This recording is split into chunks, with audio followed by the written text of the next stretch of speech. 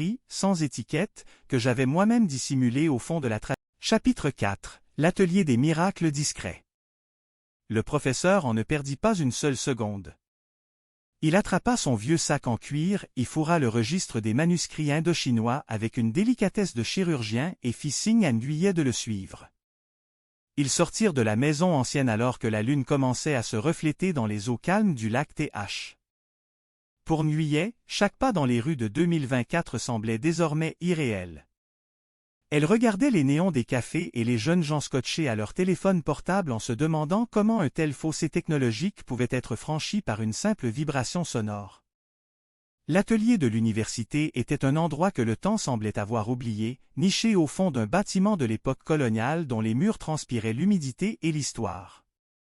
Le professeur en alluma les lampes fluorescentes qui grésillèrent un instant avant de baigner la pièce d'une lumière crue. Partout, des oscilloscopes d'un autre âge côtoyaient des ordinateurs modernes et des bobines de cuivre entremêlées. Le professeur posa le cylindre de bronze sur un socle de velours noir. Il commença à manipuler un appareil complexe, une sorte de scanner de résonance qu'il avait lui-même bricolé. Nguyen restait immobile, observant l'homme s'agiter. Elle se sentait comme une intruse dans ce sanctuaire de la science, elle qui n'avait juré que par le silence des livres et la poussière des archives. « Il faut que tu comprennes, Nguyen, dit le professeur en sans quitter son écran des yeux. La structure atomique de ce laiton est unique. Ce n'est pas seulement du métal. C'est un support de mémoire. Les isotopes dont parlait ta grand-mère agissent comme des petits réservoirs d'énergie temporelle. Si nous arrivons à stimuler ce cylindre avec la fréquence exacte de la 7e sonnerie, nous n'aurons pas besoin du badge original. Nous allons créer un écho si puissant que le mur n'aura d'autre choix que de se dissoudre à nouveau. » Nguyen s'approcha de la table. « Mais professeur, si l'équation est incomplète, comment savoir si nous ne risquons pas de tout briser? Vous avez dit que le mur pourrait se transformer en poussière. » Le professeur s'arrêta et la regarda par-dessus ses lunettes. Dans toute recherche, il y a une part de foi, Nguyen. Ton ancêtre, C.M., n'était pas un fou. Il a laissé ce registre et ce cylindre car il savait que quelqu'un de sa lignée aurait la patience et l'intelligence de terminer son œuvre. La variable manquante dans l'équation, ce n'est pas un chiffre. C'est l'intention. L'unité perdue, c'est aussi le lien entre les générations. Pendant des heures, ils travaillèrent dans un silence seulement rompu par le bip régulier des machines. Le professeur en ajustait les condensateurs tandis que Nguyen, utilisant sa précision d'archiviste, classait les données de fréquence qu'il obtenait. Elle découvrit que la 7e sonnerie de l'horloge de la bibliothèque n'était pas une note pure. C'était un accord complexe, contenant des sous-fréquences qui correspondaient exactement aux harmoniques du chêne ancien. À 3 heures du matin, le professeur poussa un cri de triomphe étouffé. « Regarde! L'onde est stable. Nous avons reconstitué le spectre de l'amplificateur A. Maintenant, nous devons l'intégrer dans un boîtier portable. » Il sortit une petite boîte métallique de la taille d'un savon. À l'intérieur, il fixa le cylindre de bronze et un circuit imprimé recouvert d'une résine protectrice. « Voici ton nouveau badge, Nguyen. Je l'ai baptisé le résonateur de LC. Il ne ressemble pas à un lotus, mais il possède la même âme. » Nguyen prit l'objet. Il était tiède au toucher, vibrant imperceptiblement. Elle sentit une étrange connexion avec ce morceau de métal. C'était sa clé pour retourner en 1954, pour retrouver M. Luang et, peut-être, pour comprendre pourquoi le docteur LC avait caché ses livres. « Tu dois être prudente, » l'avertit le professeur. Le résonateur a une autonomie limitée. Une fois la porte ouverte, tu auras exactement 21 minutes avant que la fréquence ne se déstabilise. Si tu ne reviens pas avant, tu resteras bloqué de l'autre côté. Et là-bas, Nguyen, le temps avance aussi. Tu ne peux pas te permettre de flâner. Je comprends, répondit-elle d'une voix ferme. Je vais ramener le badge original et sécuriser le registre. Demain soir, à 19 heures, nous serons prêts, concluant. Repose-toi. L'histoire n'aime pas les voyageurs fatigués. Nguyen rentra chez elle, mais le sommeil ne vint pas. Elle passa le reste de la nuit à relire les passages du registre. Elle y découvrit des notes marginales, presque invisibles, mentionnant une certaine mademoiselle Chi. C'était le nom qu'elle avait utilisé par intuition devant M. Luong. Apparemment, cette femme était la responsable des archives à l'époque et elle était la seule à s'opposer fermement au transfert de certains documents sensibles. Le lendemain, l'atmosphère à la bibliothèque était lourde. Nguyen vaquait à ses occupations habituelles, mais chaque tintement d'horloge la faisait sursauter. Elle évitait le sous-sol, suivant les conseils du professeur, mais elle sentait l'appel du mur.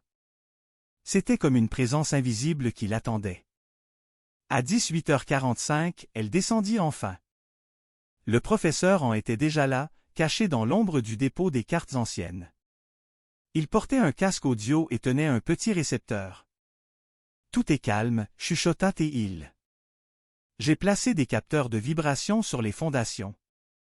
Dès que la cloche sonnera, j'activerai le résonateur à distance. Tu n'auras qu'à poser ta main sur la plaque 7. » Nguyen se plaça devant le mur de béton gris.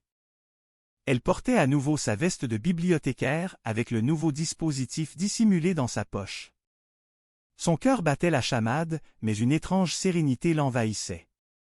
Elle n'était plus seulement Nguyen l'archiviste solitaire. Elle était le pont entre deux mondes. 18h59. Le silence devint total. Puis, le premier coup retentit. Un son profond, majestueux, qui sembla faire vibrer les os de Nguyen. Deuxième coup. Troisième coup. À chaque sonnerie, le professeur en ajustait les cadrans de son appareil. Sixième coup. L'air commença à scintiller. Une odeur d'ozone et de vieux papier envahit le couloir. Septième coup. Le mur devant Nguyen ne se contenta pas de vibrer, il sembla respirer. La lumière jaune pâle apparut, plus vive que la veille. Le béton fondit, révélant le cadre en chêne avec la plaque 7. Le bois semblait plus jeune, la peinture vert de gris plus éclatante. « Maintenant !» cria le professeur en. Nguyen appuya sa main sur la plaque. Une décharge d'énergie douce parcourut son bras. Le mécanisme invisible tourna, et la porte pivota. Elle ne perdit pas un instant et franchit le seuil. Elle se retrouva instantanément sur la rue Nguyen Du, sous la pluie fine de 1954. Mais cette fois, l'agitation était bien plus grande. Des camions militaires passaient dans un fracas de moteurs fatigués. Des gens couraient dans tous les sens avec des ballots de vêtements et des caisses. L'évacuation de la ville était en cours. Elle chercha M. Luong des yeux. Elle le vit à quelques mètres de là, luttant avec une grande malle en bois qui refusait de fermer. Il semblait paniqué, son visage marqué par la sueur et la fatigue. « Monsieur Luong !» cria-t-elle en courant vers lui. L'homme se redressa, surpris. Il plissa les yeux, essayant de se souvenir. « Mademoiselle ? La petite de province ? Que faites-vous encore ici ? Vous auriez dû partir avec le dernier convoi. »« Je suis revenu pour le badge, » dit-elle en reprenant son souffle. « Le badge en laiton que je vous ai laissé hier soir.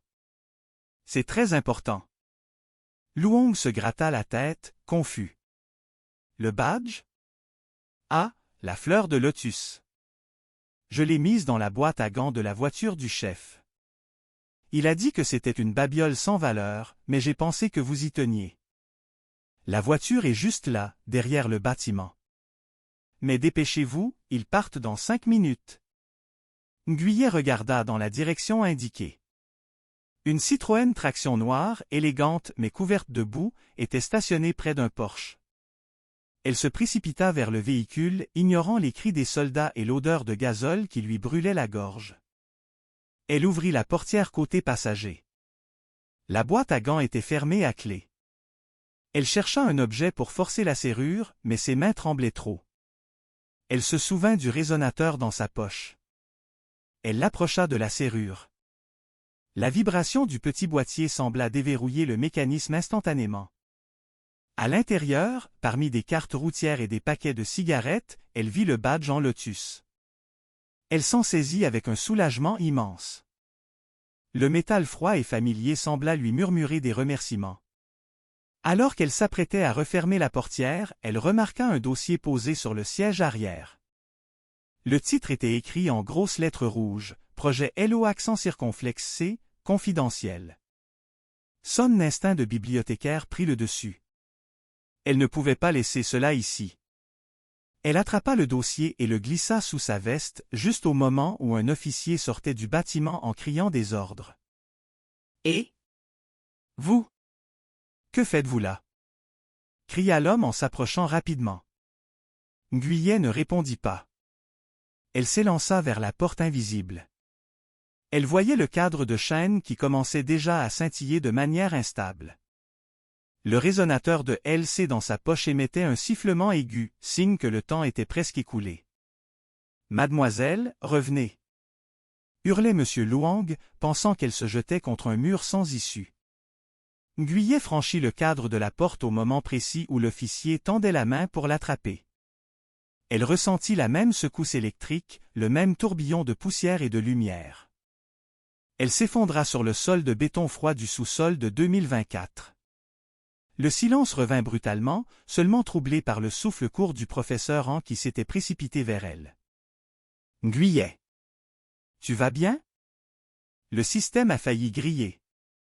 Elle se redressa lentement, tendant sa main droite. Le badge en lotus brillait sous la lumière des néons. Dans sa main gauche, elle serrait le dossier rouge du projet LC. « J'ai tout, murmura-t-elle. J'ai le badge. Et j'ai trouvé ce que le docteur LC voulait cacher. » Le professeur en l'aida à se lever. Son visage était pâle mais ses yeux brillaient d'une curiosité insatiable. « Allons-nous-en d'ici avant que la sécurité n'arrive. Nous avons beaucoup de lectures à faire. » Ils quittèrent la bibliothèque en toute hâte. Dans la voiture du professeur, Nguyen ne put s'empêcher d'ouvrir le dossier rouge. Les documents à l'intérieur n'étaient pas des listes de livres. C'étaient des schémas techniques, des rapports d'expérience sur la manipulation de la réalité par le son et une lettre manuscrite adressée à sa grand-mère Ang. « Ma chère Ang, disait la lettre, si tu reçois ceci, c'est que j'ai réussi à sceller le passage. Le monde n'est pas prêt pour ce que nous avons découvert à l'Institut. La porte 7 ne doit rester qu'un souvenir. Mais si un jour la vérité doit éclater, sache que la musique est la seule clé qui ne ment jamais. Signé, ton frère, LC. » Nguyen ferma le dossier. Sa grand-mère n'était pas seulement la nièce de CM, elle était la sœur du docteur LC. Toute sa famille était liée à ce secret. Elle comprit enfin que son amour pour le silence et les archives n'était pas un hasard. C'était une préparation. « Professeur, dit-elle alors qu'il roulait vers la maison de TH, nous ne pouvons pas simplement garder cela pour nous. Cette technologie, ces découvertes. Elles appartiennent au patrimoine du Vietnam. Mais elles sont aussi dangereuses. » En hocha la tête, le visage grave. « Nous allons les étudier, Nguyen. Avec soin. Avec respect. Nous allons devenir les nouveaux gardiens. Non pas pour voyager dans le temps pour le plaisir, mais pour protéger le présent de ses propres erreurs passées. » Cette nuit-là, dans le salon du professeur, ils déchiffrèrent les documents. Ils apprirent que le docteur LC avait découvert une faille dans la structure de l'espace-temps au-dessus de Hanoï, une sorte de point de résonance naturel. La porte numéro 7 n'était qu'un prototype, un moyen de stabiliser cette faille. Nguyen regardait le badge en lotus posé sur la table à côté du registre. Elle se sentait enfin à sa place. Elle n'était plus la femme du silence, mais la femme de l'harmonie. Elle avait trouvé son but, archiver non seulement le passé, mais aussi les possibilités du futur. La ville de Hanoï continuait de bourdonner à l'extérieur, inconsciente du secret qui dormait dans son cœur de béton. Mais pour Nguyen, chaque sonnerie d'horloge, chaque bruit de la rue, chaque murmure du vent était désormais une note de musique dans une symphonie immense et mystérieuse qu'elle commençait tout juste à comprendre. Elle ferma les yeux, un léger sourire aux lèvres. Le secret de la 7e sonnerie était désormais entre de bonnes mains. Elle savait que son aventure ne faisait que commencer. Il y avait d'autres portes, d'autres registres et d'autres mystères qui l'attendaient dans l'ombre des archives. Et elle était prête à tous les affronter, avec méthode, patience et une pointe d'humour, comme une véritable gardienne du temps. Chapitre 5 – L'harmonie des deux mondes. Le lendemain matin, Ngüyé retourna à la Bibliothèque nationale avec un sentiment de dualité qu'elle n'avait jamais connu auparavant. Elle marchait dans les couloirs familiers, mais chaque étagère, chaque livre, semblait désormais lui raconter une histoire double. Le badge en lotus, désormais solidement épinglé à l'intérieur de sa veste, était comme une boussole pointant vers une vérité cachée sous les couches de béton et de temps.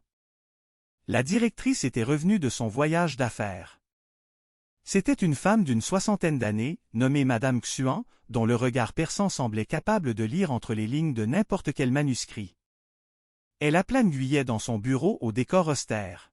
« Ngüyé, dit Madame Xuan en ajustant ses lunettes de lecture. J'ai remarqué que vous avez passé beaucoup de temps dans les archives spéciales ces derniers jours. Les relevés de température indiquent des fluctuations inhabituelles vendredi soir. Avez-vous une explication? » Ngüyé sentit une goutte de sueur perler sur sa tempe, mais elle garda son calme d'archiviste. Elle se souvint des conseils du professeur sur l'importance de mêler la vérité à une fiction plausible. « Madame la directrice, j'ai entrepris un récollement approfondi de la collection du Sud, répondit Ngüyé avec un sourire modeste.